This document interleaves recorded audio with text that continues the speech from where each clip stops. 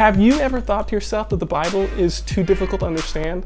Well, in this video, I'm going to be showing you how to understand the entire Bible. Coming up.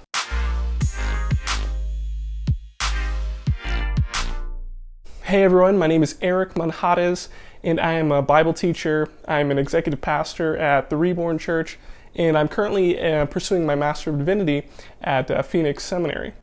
In today's video, I want to be able to teach you how to understand the Bible. And I hope that these videos would encourage you, inspire you to learn about what the Bible teaches about life and about God. In today's video, I want to resolve the question in your mind, what is the Bible all about? This question really cuts to the purpose of life, why am I here, and who is God? A few weeks ago, my wife and I were in a discussion with someone really close to us, and she was sharing her interest with Edgar Allan Poe in his writings. And I had asked her, how did she come to understand such a complex writing poetry from Edgar Allan Poe? And she had shared that she had learned it in school and her teacher had taught it to her. And I had asked her if she understood the message of the Bible. And she said, no, the Bible is too difficult to understand. And because she believed that the Bible was too difficult for her to understand, she neglected reading it. And this is someone who would go to church every Sunday. And maybe you've been in her shoes where you felt that the Bible is too difficult to understand. Now, the key to understanding the entire Bible is to understand that the Bible is a meta-narrative. In other words, the Bible has one grand overarching story. The meta-narrative of the Bible begins with Genesis chapter 1 and 2, and that's part 1 of creation.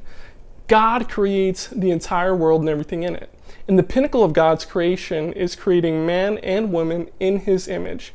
Being created in the image of God means that we have inherent dignity, value, and worth. God created us to love Him, to know Him, and to have a relationship with Him forever. Now, part 2 of the meta-narrative of the Bible continues with the problem, and that's known as the fall.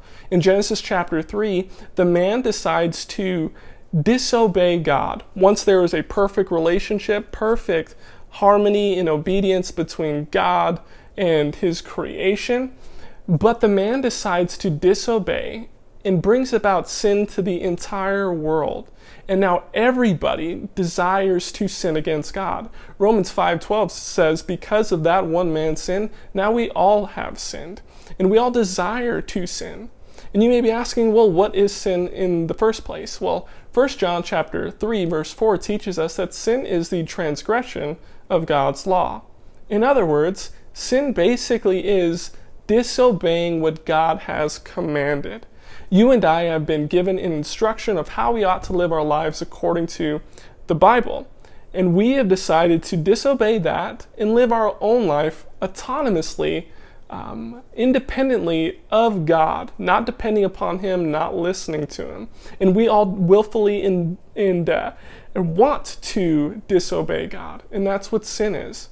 The bad news in this problem is that sin brings about a punishment. Because God is holy, He will deal with sin. God is a good judge and He is just, and we've committed crimes in our sin, and God must judge those and punish those.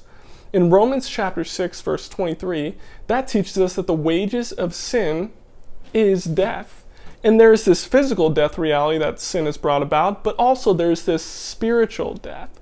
We all deserve eternal condemnation in a place known as hell, a literal place called hell, because of our sin. Because God is a good judge and He is holy, He must punish sin, and He does.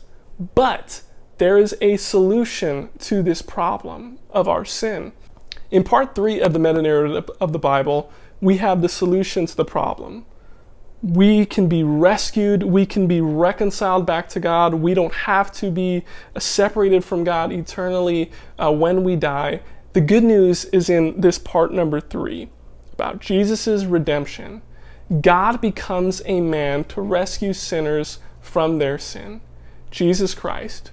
Jesus lives sinlessly where we lived sinfully. Jesus perfectly obeys God where we have been disobedient to God. Jesus goes to the cross to forgive sins, and anyone who has faith in Him can have their sins forgiven.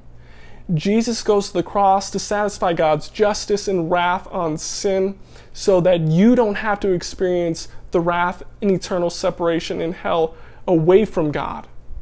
The good news is that Jesus provides a way for you to be reconciled to God. You were created to be in a relationship. Jesus reconciles that relationship and cuts your debt of sin, and you can be reconciled back to God. And on the third day, Jesus rises from the dead, granting anyone who believes in him eternal life. That's the good news of the gospel. Jesus lives sinlessly, he dies on the cross to forgive sins, and he resurrects on the third day, granting anyone who believes in him eternal life. Now, in part 4 of the meta-narrative of the Bible, we began with creation, we continued with the problem, which is the fall, we continue with the problem solver, which is Jesus. He comes to rescue us from sin, the enemy, which is sin. Jesus rescues us and reconciles us to the Father. And 4, restoration.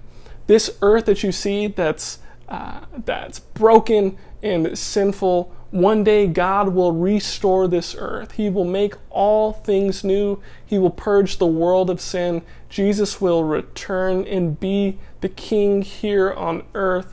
And all those who had faith in him will live with him forever on this new heaven and new earth.